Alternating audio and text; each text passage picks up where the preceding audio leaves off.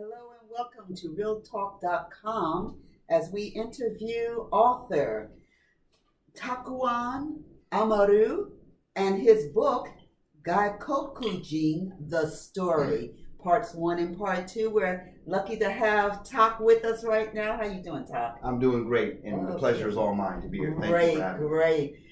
We're here. We're going to talk about his 2 books, and he has a third one that's coming out. So let's get the story behind this, Tak. Okay, sounds great. In Japanese, the word gaikokujin literally means outside country person, you write, which means, i.e., for foreigner. Traditionally written, I guess, is this the traditional writing of it? No, this is not the traditional writing. This one, it was gaikokujin.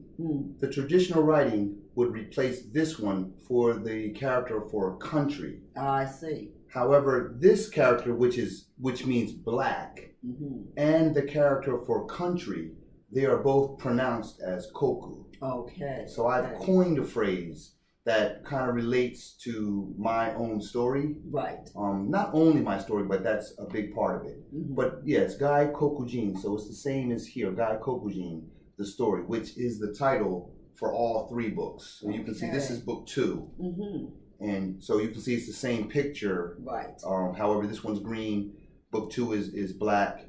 And we have the third one coming out? Yes, and book 3 is purple. Purple, okay. Yeah, but they all have different subtitles. Right. So I don't know how well we can see. Well, I can read this one. This one says, Gaikokujin, the story, book 1, hip hop, race, and pursuing the American dream. Yes, and this one, the subtitle is Making of a Soldier. All right. Okay, well, let's start with book number 1. And I read it, and it's a fascinating story. Thank you. And I would just like to first address the fact that your pen name is Takuan Amaru. It's Takuan. Takuan. And you said there's something special about that name. Well, I hope there's something special. Yeah. Of course. Okay. Well, it's a pen name. It's coined or it's named after a famous Buddhist monk from the Kamakura Jidai period. Okay. Which loosely can be translated as part of the samurai age, the most historical romantic period in Japan, with the samurai, and there's a book called Shogun, which was later made into a TV I think series. everyone's familiar with it. And your mother is actually from a samurai family. Yes, my mother's That's your Japanese, lineage? right? And here she's from a country samurai family in Kyoto. But yes, awesome, very good. But as far as the name, the Takuan, most Japanese, if you say Takuan, they'll tell you about a pickled radish dish, which is very famous. And many of them don't know that Takuan was actually the name of a famous monk named Osho Takuan, and he actually made a dish that he served to the shogun at the time, whose name is Iemitsu. And the shogun liked the dish so much that he declared this will be called Takuan, of course, awesome. In honor of this monk. So that's where my name comes from. Okay. Now, this book here, we start with you. This is your time in America. And I think this is covering the period of time when you're in high school, or junior high school, going into high school. Okay. So your early childhood here, kind of the things that lead up to what takes us to book number 2 when you joined the service. So let's talk a little bit about this book and things that you were going through as part Japanese, part Black American. I know you like to say that. Tell us something about that. Okay, thank you very much, and you're very, very perceptive that you caught that. Okay, well, first of all, as you have stated, there are 3 books. The books from book 1 to book 3 go from my early childhood to age 21. Basically, I exit the military and I go into university, and it was a very, very significant stage in my life. So so book 1 is the smallest book. However, it encompasses the longest amount of time. It's from my early childhood all the way through high school. Right. Book 2 is the largest book, but it's the shortest amount of time. It's really encompassing the transition from not just being a civilian, but being a kind of civilian slash juvenile delinquent slash knucklehead slash young man trying to grow up and trying to learn about the world and himself. Yes. And it's really the transition. But yeah, this book, as you said, it talks about my growing pains. Yes. As a young man who was trying to make heads or tails of at least two cultures. Right. So you're straddling two cultures, one being Japanese, the other being Black American, and how that came into the different things that came into play in your life when you're dealing with people that were making it difficult for anyone being different in any kind of way. Is that right? Yeah, well, I think kids in general do this. Yes. We're all familiar with the term peer pressure, and I think that's really what it is. As I was growing up, being subjective, being my story, I thought, yeah, these people are being, bad to me, or they might be racist, or this, that, or the other. And maybe they were, maybe they weren't. But as a social worker later in life, when I had to deal with it from the adult perspective, you just see kids, they will concentrate on anything that's different. Anything that they know they can get to you. Right. They're going to press your buttons. Right, and right. Mine just happened to be my complex about being multicultural. And and I think chapter 2, it's called Jap. And you address that. Right. All the different sort of indignities that you had to go through, right? But it taught me to toughen up. I was a little bit soft. Right. You live on the East Coast in the U.S. and you get tough. Right, right. And I mean, like, it kind of takes into consideration your mother coming over from Japan to live in America, and the differences that she had to deal with in this culture. Yes. In America. Now, you ate primarily, didn't you eat a lot of fish and rice in your culture? Hey.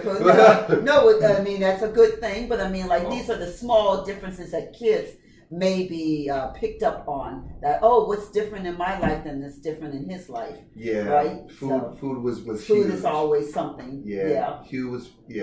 And I ate mostly Japanese food as growing up, and I used to get teased a lot. I remember there was a big fish truck that used to come and deliver fish to my house. Is that right? And did you take bento to school for your lunch? I stopped my mother from doing that. Which is a Japanese lunch. Yeah, bento box. Yeah, bento just means Japanese lunch. And most Japanese mothers make it for their children going to school. Yes. So my mother definitely was doing that for me. But I remember I had to. I wanted to buy lunch like all the other kids. Mm-hmm. Okay, so now you're in. We're talking high school here, right? Well, again, it starts from my early childhood. It goes through elementary school, junior high school is a fleeting memory, and then into high school. High school is probably the majority of the book, because that's when you go through your adolescent growing pains. Right. And you were talking about a lot of the different interactions you had as you're growing up with the. I don't know. You became a dealer, didn't you? With the weed and everything, which made you popular, and yet your experiences with other students, right? Right. Well, I didn't know this until I was an adult, and I was going back toward it, looking back toward this. But there were a number of conventions that I tried to use really to get along socially, and my experience growing up as a young Black man on the streets, it was about being cool, right?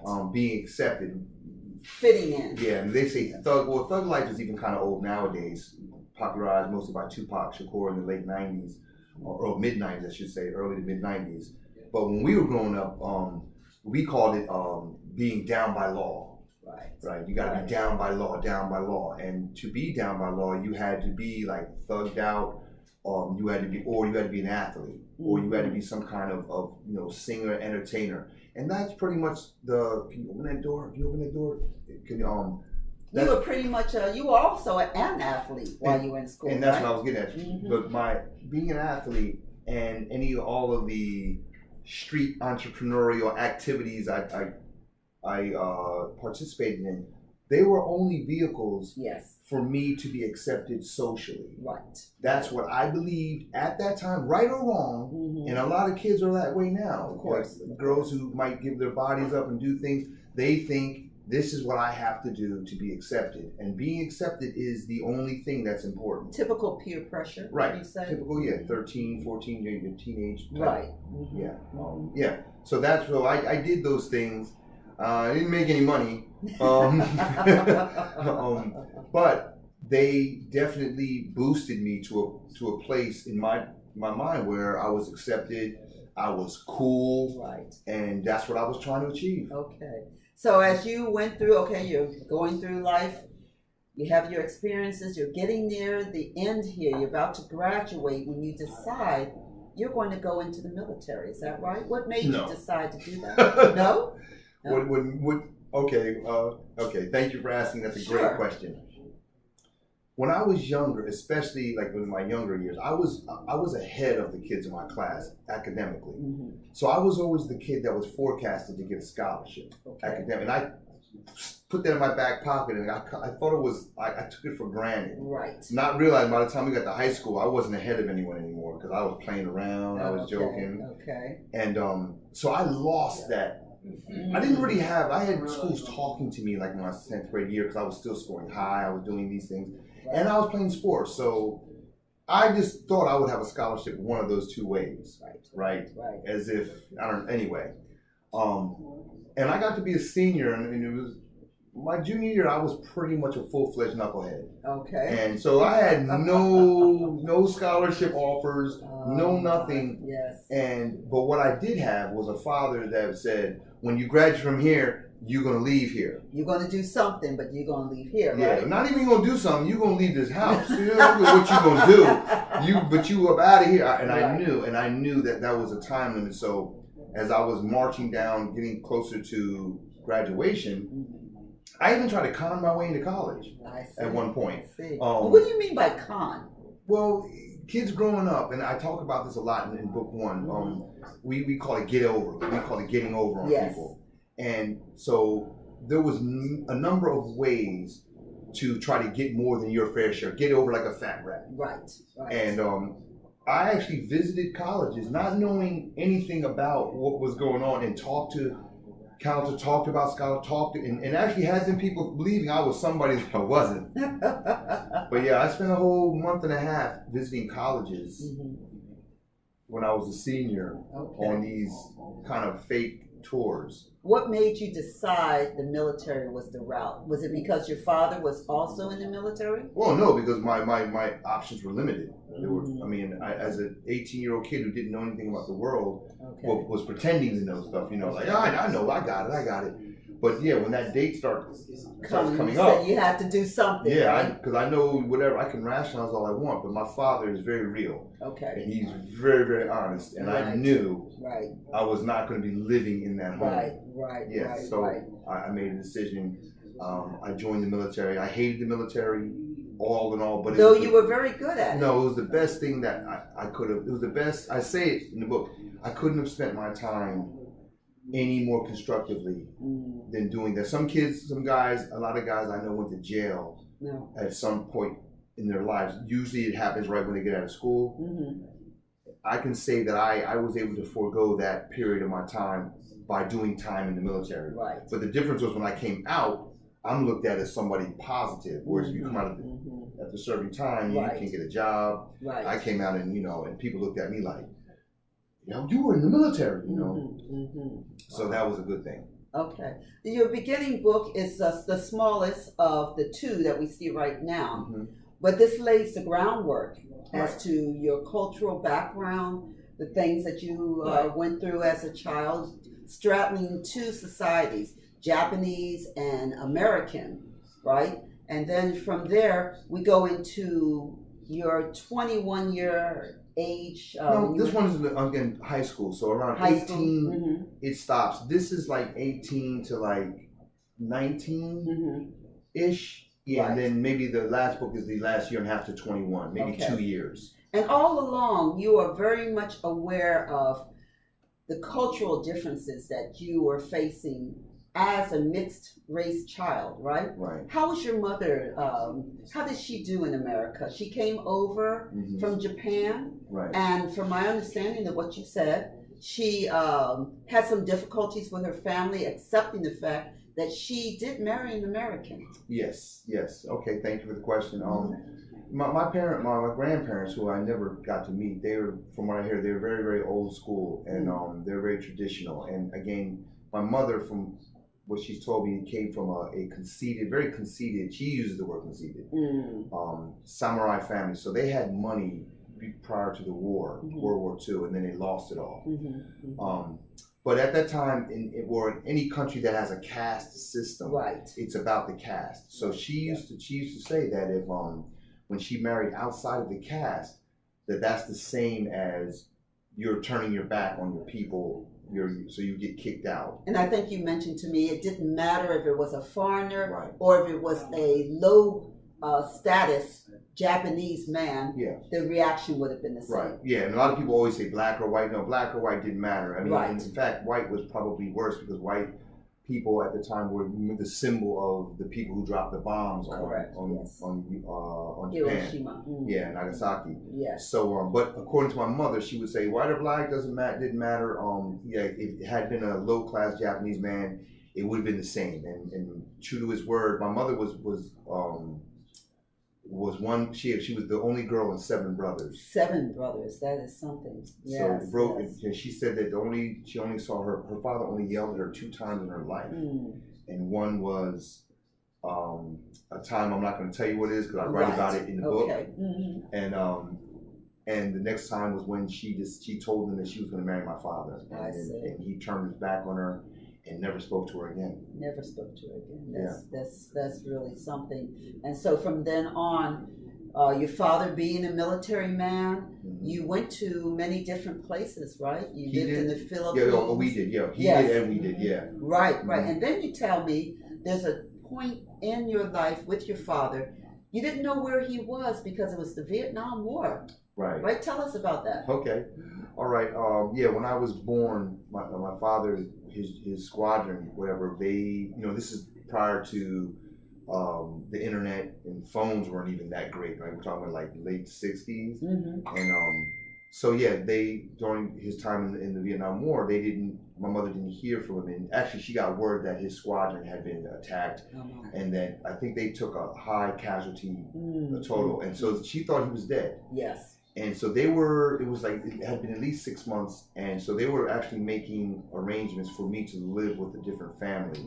And it was a friend of our family who I thought was my uncle until I got older and realized, you have to be related to people to be actually decide uncle. But I called him uncle, and his last name was Amaru, and that's where the name Amaru comes from. I see. But in good news, we found out your father was well, and they found him.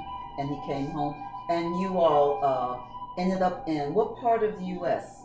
Well, we lived all over. We lived in California, Indiana, Pennsylvania, Reading, Pennsylvania, not Philly, outside of Philly, in South Jersey, which is where this book takes place. Because he was still in the military at this time? Right. When we moved there, he got stationed at McGuire Air Force Base. So we lived on McGuire, and we lived on several of the bases too. I forgot you said. So this book takes place not outside of McGuire, but in a town really called Willingboro in South Jersey. However, we lived many places, and I've kind of taken many of those experiences and made them into one place. So that I don't have to. We moved here, we moved there. Yes. But again, the events in this book are, you can just almost 100% true, but it's built as a fiction book, and that's the reason. A composite of different things going on in your life. But the points of the life is the points. The moral of the story is what's important, not the certain details. Okay, good. That's excellent, and it's a fascinating book for many of us who often wonder how it is that children of mixed race backgrounds, how they find a way to straddle both sides to fit in. And that was one of the main things to do, right? Trying to find your way to make it in your world and get along with folks, right? Okay, great. So we go through your book 1, Gaikokujin, which really gaikokujin, Good. correct? Gaikokujin, nice. Gaikokujin, trying to remember how to say It's these okay, it's okay. Japanese words. And we go to book number 2. And this is your experiences primarily in the military and the different ways you're trying to find yourself as a young man, right? Yes. Kind of playing by his own rules, is that right? Well, the rules, not even my own rules, it's the rules that I had been taught on the street. And I believed these rules sincerely. And a lot of them were guys who were talking about things that they weren't actually doing. Right, Like right. these fake criminals, basically, you know, and that's why I became a prankster, like a prankster wannabe gangster. Right.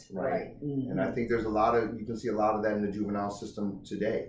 Yeah, because you were a social worker. Right. And so you know what a lot of young people, especially males, are going through, trying to find out who they are, what routes they need to follow. Yeah. And the discrimination that comes with it too. Of course. Of course. That forces you into situations that you didn't expect to be in, but now you're forced to have to react. Right. So, no, something just buzzed.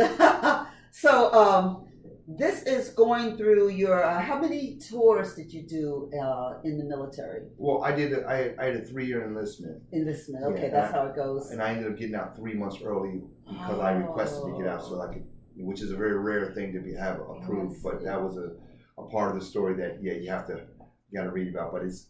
And your superiors found a lot of potential in you, right? Yeah. And found themselves a bit flustered and they couldn't get you to just follow that straight line. You had other ideas? That's to put it lightly. Again, I was under the illusion of street thuggery, but even above and beyond that, you know, a lot of the discrepancies and the inconsistencies that come with being the target of racism. Yes. I was seeing all of that because America on one hand tells you the home of the, you know, what is it, the home of the brave. Home of the free.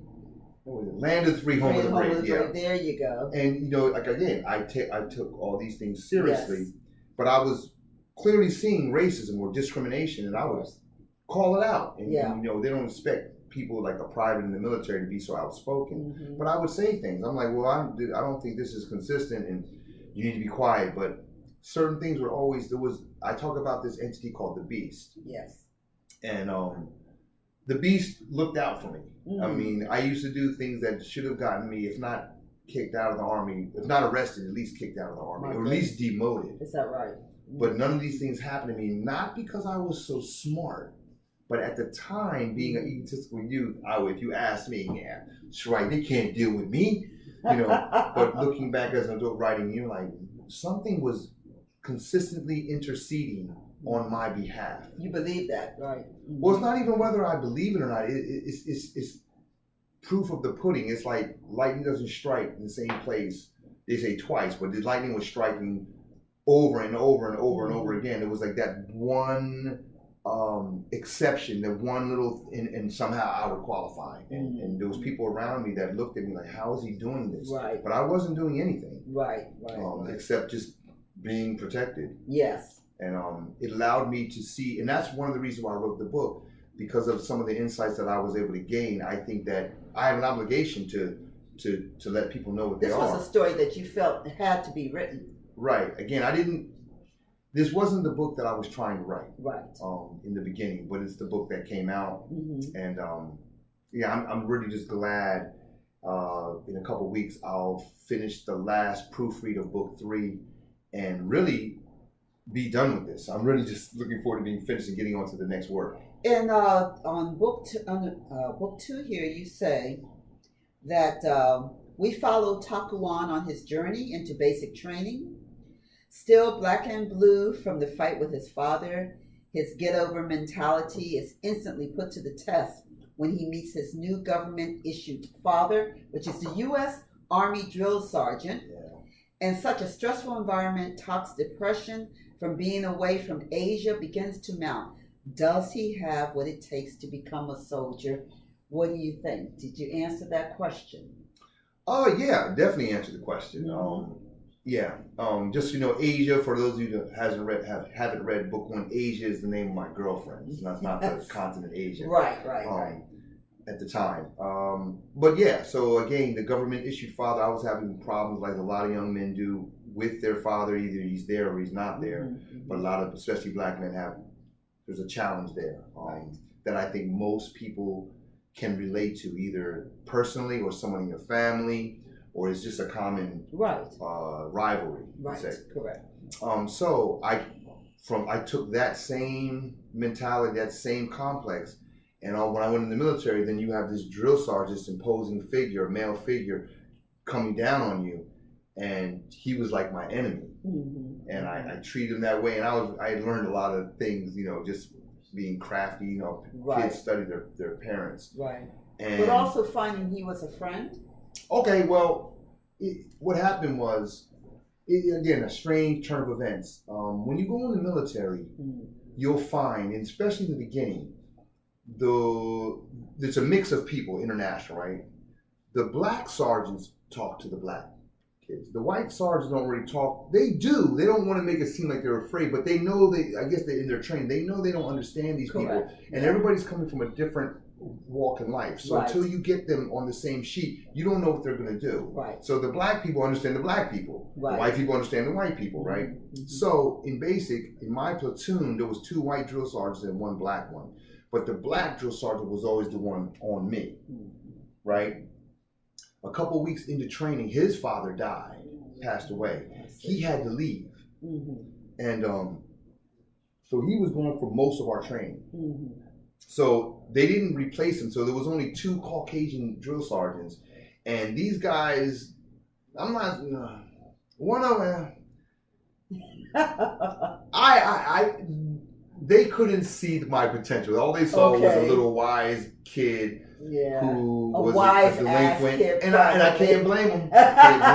You gave him plenty of information. Because with the blacks, he could see into himself and see himself. Right. So he was working with me. Of course. But once he left, we actually were like, oh, we gonna clown these white boy drill sergeants. We were talking about it, laughing about it. In the shower. Yes. The whole night. Tomorrow it's on. These boys ain't gonna do nothing. So the next day we had just been talking about this. A Filipino drill sergeant from the 3rd platoon. I was in the 2nd platoon, and this was a guy I had met. And you have to read the book. I met him the first day I was there under some very auspicious circumstances that are very humorous. But he walked up to us as if he heard us talking. But he knew exactly what we said, and he pointed me out and was like, "You are the problem, and I'm going to be on your ASS." And he let me know. And I was like, "What? But it was clear to them that I was the problem, and it was true, and I was the one talking all the noise. And for the rest of basic training, all of my friends would joke and call him my private drill sergeant. He would come from a different platoon, which is against the rules. I see. And he would be, I must have did 2,000 push-ups for that man. And he would catch me doing stuff all the time. There's little stuff. And but by the time we got to we went through some ups and downs, and it had a climax. In every stage of training, I had this rivalry with an NCO. Okay. And the first time I was clearly just a little juvenile knucklehead, and he clearly embarrasses me and handles it. But by the time I get to be in permanent party, I was having like really clear-cut rivalries, but I was still just a rebel and not understanding. Yeah, can you shut that door, please? Mm-hmm. So there was some growth there. He could see the potential. Yeah, that's what we're talking about. He worked with me. He broke. People say he broke all of the protocol to come over and deal with me. Right. And and he could have lost his job. It could have been a career changer. And I heard the guys in the 3rd platoon, that's where the drill sergeant, the Filipino drill sergeant came from. He almost got in a fight with my drill sergeant over this. Oh my! Yeah, they almost came to blows because he was like, "You're in my business." And but the long story short, I don't want to ruin anything. But the white drill sergeant, they concocted a plan to get me kicked out of the military, get me kicked out. Were you making it easy for them? Well, at the time, like I didn't listen to any orders. I did everything I could to to A challenge. yeah, to challenge and to just mess everything up. I was just a rebel without a cause. Yes, and of course. so they had every right You were young. to feel it. But the thing was, it was funny is I don't think they needed to do that. I mean, they could have just let me just hang myself with the rope, but they resorted to foul play, and without telling you the story, it got turned around, and that was the very thing that solidified my place in basic and made me appear emphasis on appear, like I was not only a credible soldier, but one of the best. So I went from being the worst guy. I wouldn't clean up. I refused to clean. I would lay on the floor, Sheila, and not do anything. Oh my goodness. And give everybody the finger. Oh my goodness. And I wanted to fight everyone. And I went from that in a 2-month span to being one of the leaders. Wow. Where the other guys looked up to me. Even the fact that they would look up to me, how that you can't do that. It wasn't like I was so great. It was a set of circumstances that are just unique and very, very strange. Wouldn't you say it was honest to say that this Filipino drill sergeant saw this potential in you? Oh yeah, he was an ex-gang member. Oh. He used to be I believe a Crip in LA. He was in LA, and he told me that. And and so that's what he said. He said I was a knucklehead. I recognized. If you could just drop the stupidity, you could go far. Yeah, he saw that. Yeah, and he saw that. He used to always say it. And I remember when we graduated, we all get a yearbook, and he grabbed my book. He took about a half hour to sign that thing. Oh my. And that's how much you impressed him. And and then other people came up, and they thought he was it. He was like, yeah, nice wishes. Here you go, best wishes. And I was like, wow. But at the time, because it was going so fast, I didn't realize how special I was to him. But it was obvious to everyone else, though. Because a friend of mine, a buddy of mine, told me, he was like, yeah, man, that guy, you know how much time he spent with you? Yeah. And it was, And everyone can see it. This is a fascinating book to see. This is a continuation of book 1.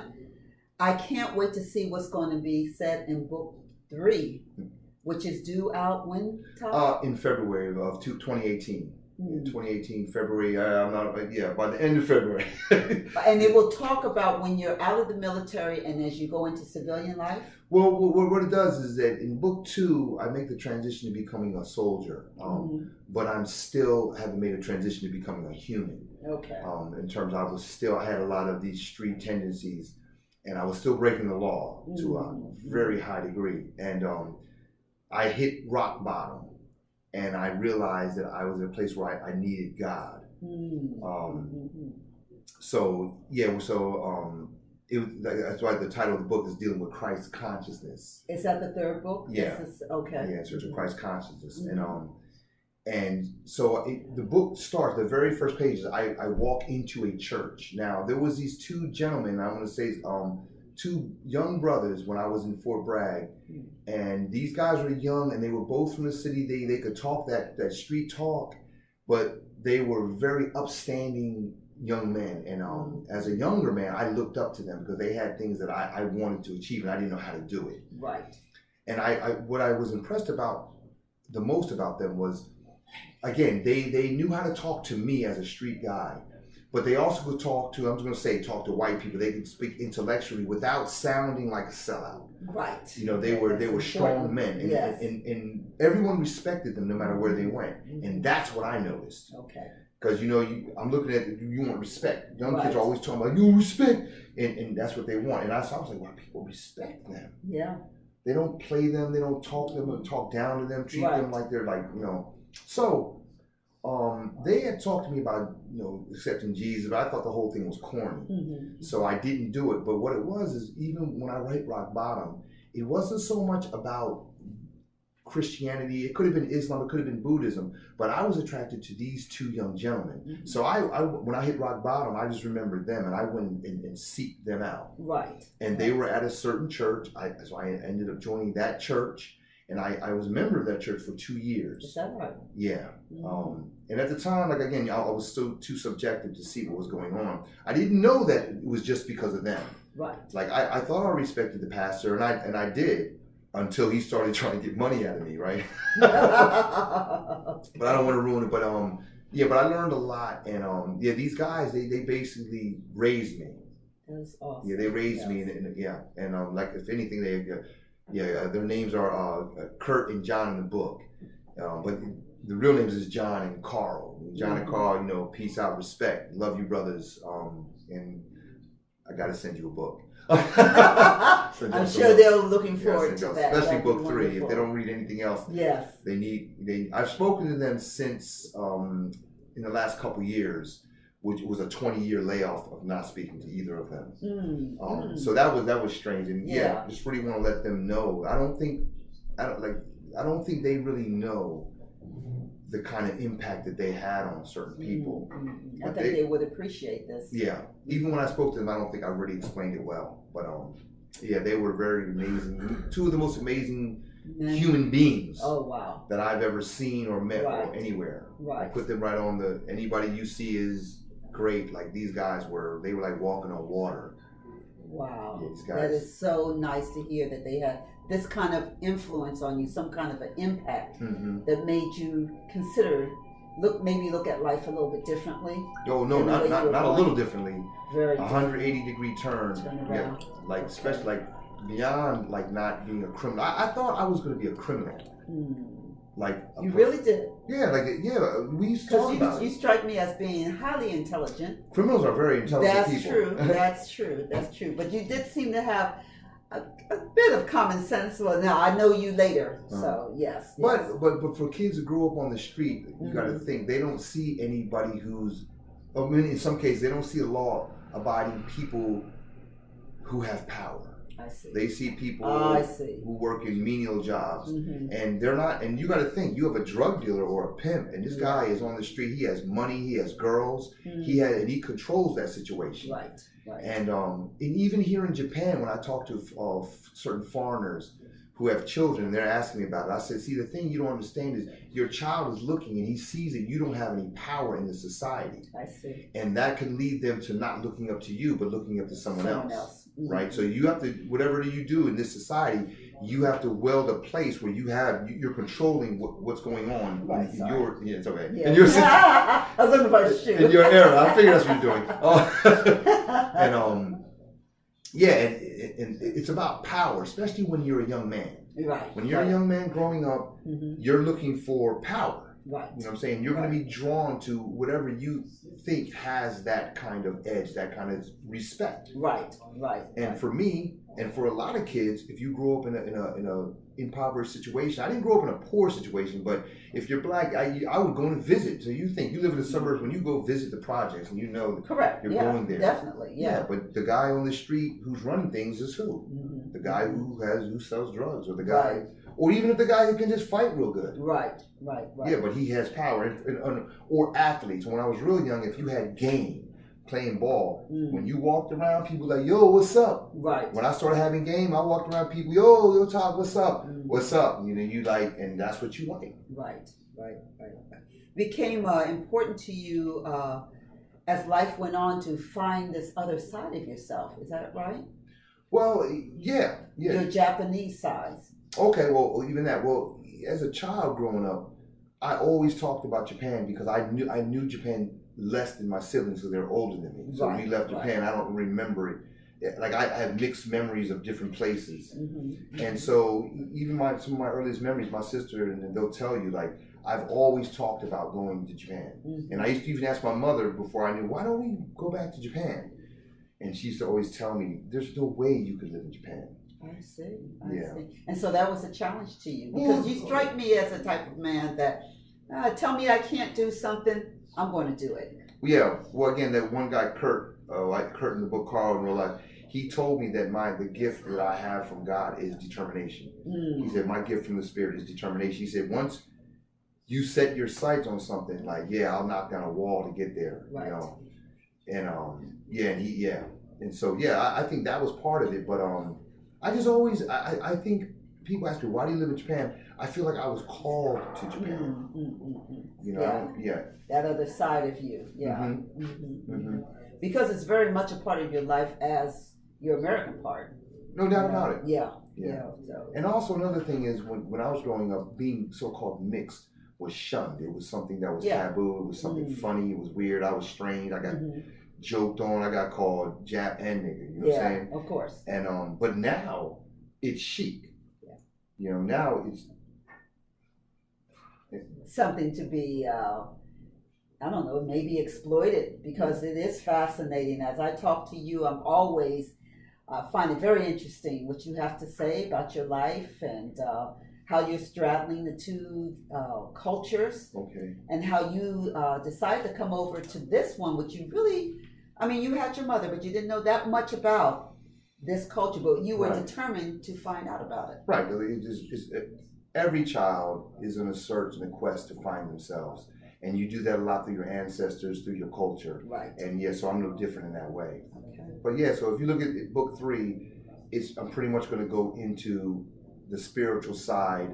Again, it's a continuation of getting to know myself, but getting to know God and getting to know what God is about. Okay.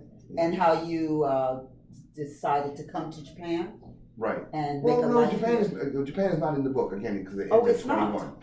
Yeah, Okay. yeah, me coming to Japan is not in the book. Okay. Yeah. Okay. But you are exploring It's okay. this definition of gaikokujin, Mm-hmm. and where it was in your life, and what it defined for you as you were trying to define yourself, right?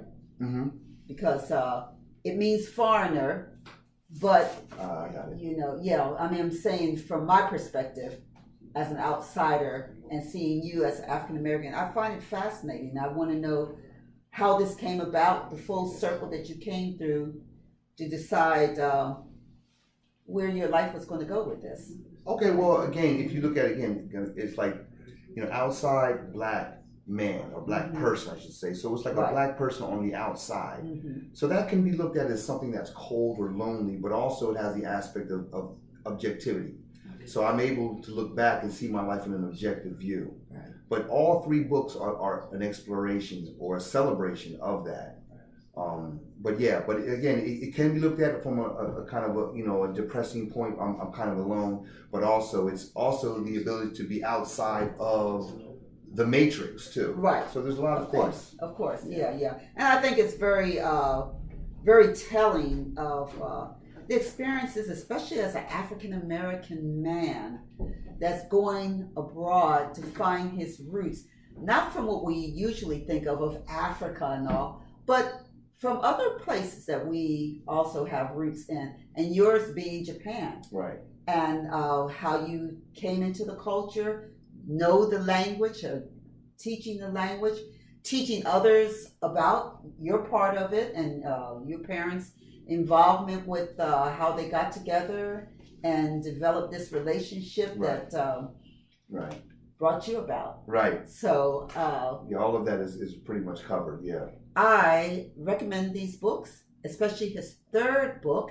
I can't wait to see what it has to say, and you know, I hope to have you again. We can do this again, and My pleasure. once Thank the you very much 3rd for one having me. come out, and we explore everything to see how it comes full cycle. Okay. Okay. All right. Thank you very much. Takuan. Oh, no, Thank you for Sheila. having me. Take care, All everyone. right. Thank you. Bye-bye. Okay. Bye-bye. I didn't know if I was The supposed gaikokujin-the to- story, I didn't y'all. know. Gaikokujin-the story. I don't know. Represent. No. .com.